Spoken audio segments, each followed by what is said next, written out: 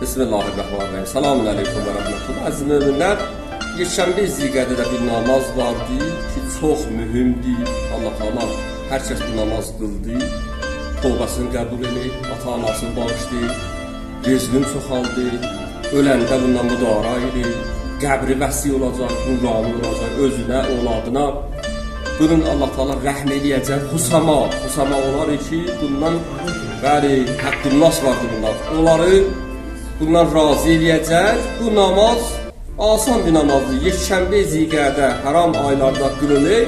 Bir dənə quslu vardır. Qusl eləyəsən niyyət quduracaq ki, bəli, Yeşşənbə Zilqədə namazını qusl eləyən qürbətən ilallah. Sonra 2 dənə sübh namazı namazdır ki, niyyət eləyəcəksən, Yeşşənbə Zilqədə namazı qılıyam, qürbətən ilallah, həmdi deyəcəksən, əzan iqaməsi yoxdur, həmdi deyəcəksən, 3 dənə qulhu Allahı deyəcəksən, fələqi deyəcəksən, nası deyəcəksən hər rükətdə.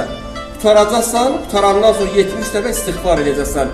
Əstəğfirullaha Rabbi və tubu iləl, la havla və la quvvətə illa billahi ləliyyül əzim. Axirdə deyəcəksən, tutarandan sonra deyəcəksən, ya əziz, ya qəffar, iğfir li zunubi və zunubə cəmiyyəl müminə və müminat və innəhu la yəğfir zunubi illə ənd.